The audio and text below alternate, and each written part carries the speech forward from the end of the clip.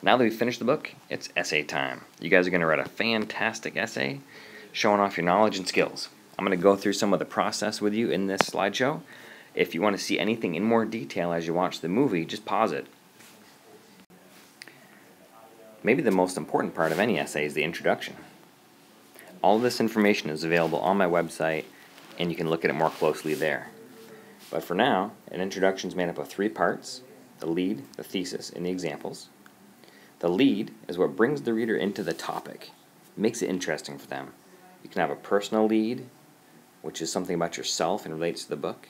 You could have a general topic lead, which is some other larger concept. You could do some sort of dramatic fact or statistic that relates to the book. You could compare the book to something else, or the theme that you're writing about something else. You could ask a question. That doesn't usually work, but sometimes it does. You could pick some sort of quote that really sums up your topic. It doesn't even have to be a quote from your book. You could also use the opposite lead. It kind of works really well for research papers and stuff too. Saying something that's the opposite of what other people think. After that, it comes your thesis. The thesis is obviously the most important part. It's what you're trying to prove.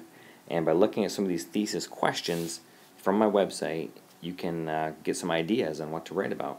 Talk about concepts or social issues, lessons the main character learns, that sort of thing. Of course, in this particular case, in One Flew Over the Cuckoo's Nest, you already know that you're writing about one of the 7 motifs that we learned about. Now, after you pick which motif you're writing about, after you have your lead, after you have your thesis, then use your examples. And the examples, really, all they do is they sort of let the reader know how the essay will be structured. For this book, you might want to go in a chronological kind of structure. For instance, how are the chief and McMurphy and the patients, how are they in the beginning compared to the end? You move your essay through it. You could also do the most important to the least important, or the least to most. For this essay, I suggest chronological, and that's going to also lead you probably least to most in a way, because you will end with the strongest point. After you get your introduction written, it's time for the body paragraphs. Again, on my website, and you've probably seen this before, we have the 7 parts of the body paragraph.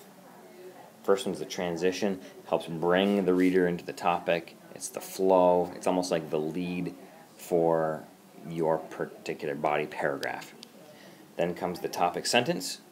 Again, it's like the thesis for your body paragraph. It's the most important sentence. Your supporting details set the scene for the quote that you're going to use. Okay? If you use any quote, you want to integrate it into your own sentences. Then you use a quote, and then no quote's complete without having an explanation. Then end your paragraph by thinking about the next paragraph coming up and what the point you're going to tackle next. Here's an example of a paragraph that I wrote that would go in the middle of an essay about McMurphy and the chief's father. Okay? From a transition, I might have something like, we also find out more about the chief's past at the pool. These words here indicate that something happened before this. Okay? It's bringing the reader into this paragraph. Then here comes your topic sentence. While swimming, he hints at why he had to come to the mental hospital after his father let him down. The supporting details come after that. It sets some context. Since the World Series, the chief hasn't seen the fog so much anymore, so he's gaining a little confidence, and he goes to the pool with the guys. He stays close to McMurphy the whole time, but we can see that he's becoming stronger. He tells us why he used to be scared of the pool. Here's the key. Why is he scared of water? He remembers. Now this helps bring the quote into my own words. He remembers that when I saw my papa start getting scared of things, I got scared too. So I couldn't even stand a shallow pool. Then I'm going to explain this quote. When Papa gave into the combine, the chief got scared. Now that he sees McMurphy stand up to the nurse, who represents the combine, he regains some courage and can go back into the water with McMurphy. After that, I started thinking about what's my next paragraph going to be about? And it's going to be about the chief talking and then telling McMurphy about his father, so I end my paragraph with something about that. This sets the stage for when the chief can begin to talk again. So again, this is a chronological structured paragraph in the middle of a chronological structured essay. And then, after all the paragraphs are written, then you come to your conclusion. It's really hard to write conclusions until you've written the whole essay. Here are 4 different ways that you can write a conclusion. You can build on your thesis. Think about what you started with, think about what's in the beginning of your essay and build upon that. And I give you an example here. As McMurphy teaches the patients how to laugh, they become more independent and powerful, and then build on that. Okay?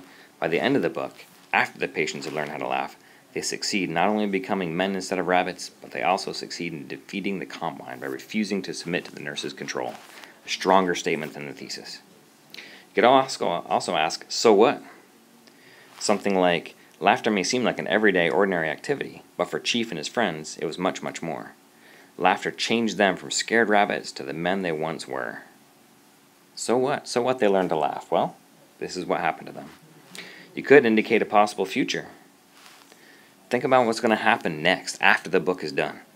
So when Chief comes up out of the fog for the last time, he describes it as if he were coming up to the air after a long time underwater. The Chief says it was the last time he received EST, and although he doesn't go so far as to say it, I'm sure it's the last time that he sees the fog too. The Chief has fought so hard to become himself again, he will never surrender to the fog again. So you really conclude with that thesis.